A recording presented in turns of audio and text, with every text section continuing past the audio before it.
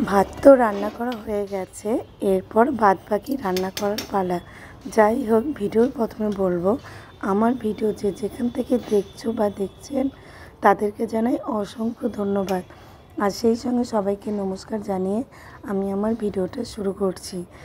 আজকে যেহেতু আমাদের বাড়িতে ডিমের ঝোল রান্না করা হবে, তার জন্য আমি আলু, পেঁয়াজ, এগুলো হলো ছোটো ছোটো পেঁয়াজ, গোটা পেঁয়াজ দিয়েছি ডিমের ঝোলে। আলু পেঁয়াজটা প্রথমে হালকা ভেজে নেব, আর এর মধ্যে দিয়েছিলাম চেরা কাঁচা লঙ্কা।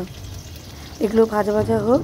ডিমের ঝোলে যে মশলাগুলো দেওয়া হবে সেগুলো, আর এর মধ্যে একটুখানি নুন দিয়ে দিলাম, একটু সেদ্ধ হবে বলে।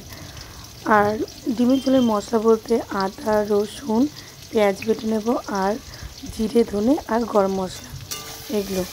নুন দেওয়ার পর আমি আবার দিয়ে দিলাম, মানে আলু পেঁয়াজ ভাজা ভাজা হয়ে যাওয়ার পর নুন, হলুদ গুঁড়ো দেওয়ার পর আমি আদা, রসুন, পেঁয়াজ বাটাটা দিলাম। কারণ আগে যদি আদা, রসুন, পেঁয়াজ বাটা দিতাম তাহলে এত ছিটকাতো, মানে পুরো গায়ে চলে আসতো ছিটে ছিটে, যার জন্য আগে হলুদটা দিয়ে দিয়েছি, যার জন্য আর ছিটকাচ্ছে না।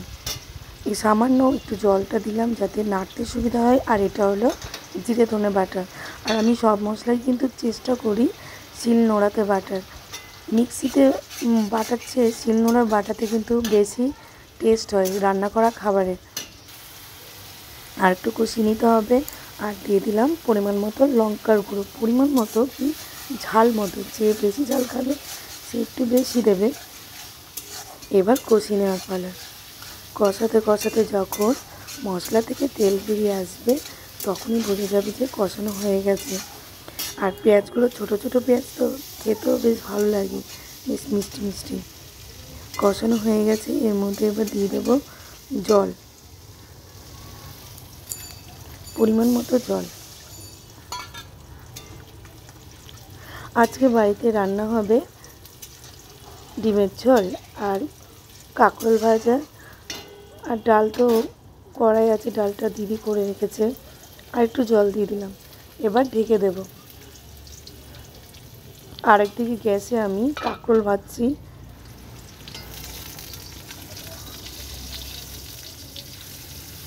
দুটো ওভেনেই দুদিকে রান্না হচ্ছে, একদিকে ডিমের ঝোল আর একদিকে কাঁকরোল ভাজা।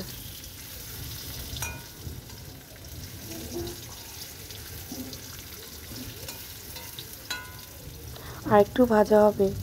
কাঁকরোলটা নুন গোল গোল করে কেটে নিয়ে নুন হলুদ মাখিয়ে ভেজে নিচ্ছি। কাঁকরোল ভাজা হয়ে গেছে, এবার নামিয়ে নেব।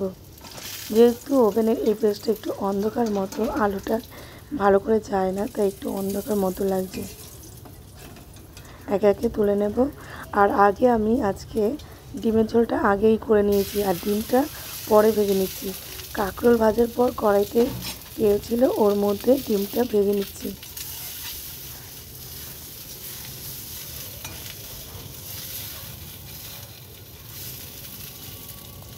ডিমটা ভাজা ভাজা হয়ে গেলে, ডিমের ঝোল ফুটে উঠলে ডিমগুলো দিয়ে দেবো। আর এর মধ্যে দিয়ে দিলাম গরম মশলা গুঁড়ো। গরম মশলা গুঁড়ো দেওয়ার পর একটু মিশিয়ে নিয়ে ডিমগুলো একে একে দিয়ে দেবো।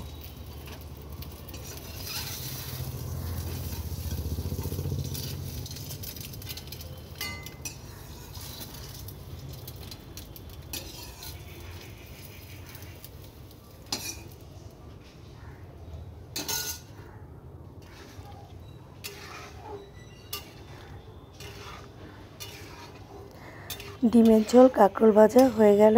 আমার আজকে খুব তাড়াতাড়ি রান্নাবান্না কমপ্লিট হয়ে গেল। এবার স্নান টান করে এসে পুজো টুজো দিয়ে খেতে বসবো দুপুরের খাবার। আজকে দুপুরের মেনুতে মানে এই ছিল কাঁকরোল ভাজা আর ডিমের ঝোল, আর ডালটা তো করেই রেখেছে। ও আর ভাতের মধ্যে উচ্ছে সেদ্ধ দেওয়া হয়েছিল, সেই উচ্ছেটা মেখে নেব। ডিমের ঝোল হয়ে গেছে, ঢেলে দিলাম, বাটিতে ঢেলে নিলাম।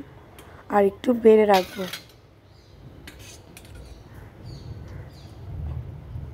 এটা ছেলের জন্য বেড়ে রাখলাম, ছেলে স্কুল থেকে এসে ডিমের ঝোল দিয়ে ভাত খেয়ে নেবে। আর এদিকে উচ্ছেটা মেখে নেব। তার আগে একটু দানাগুলো ফেলে নিচ্ছি, যেই সব দানাগুলো একটু শক্ত মতো হয়েছে সেগুলো ফেলে দিলাম, আর যেটা কচি দানা সেটা রেখে দিয়েছি।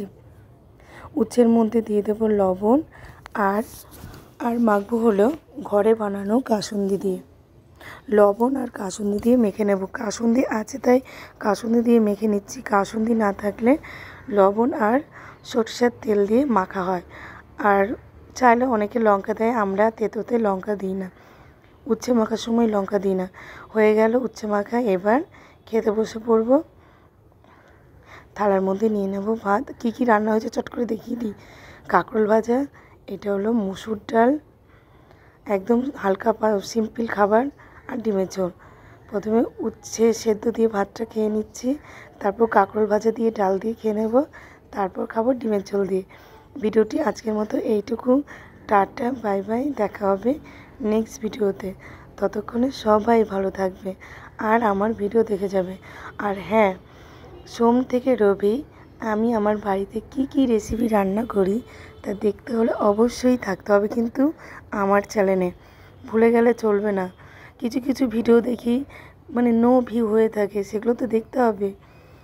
যাই হোক, খাবারের ডাল আর কাঁকরোল নিয়ে নিয়েছি, এবার নিয়ে নেব ডিমের ঝোল। ডিমের ঝোলটা খুবই টেস্টি হয়েছিল, খুব ভালো হয়েছিল খেতে। আর ভিডিওর মধ্যে যদি কোনো কথাবার্তা যদি ভুল বা ত্রুটি থাকে তাহলে অবশ্যই ক্ষমা করে দেবেন। আর ভিডিওটা শুরু থেকে শেষ পর্যন্ত দেখা। আবারও সবাইকে জানাচ্ছি অসংখ্য ধন্যবাদ। আর ভিডিওটা কেমন লাগলো অবশ্যই জানাবেন কমেন্টের মাধ্যমে। আর একদম ছোট্ট ভিডিও পুরোপুরি দেখার আবেদন রইল।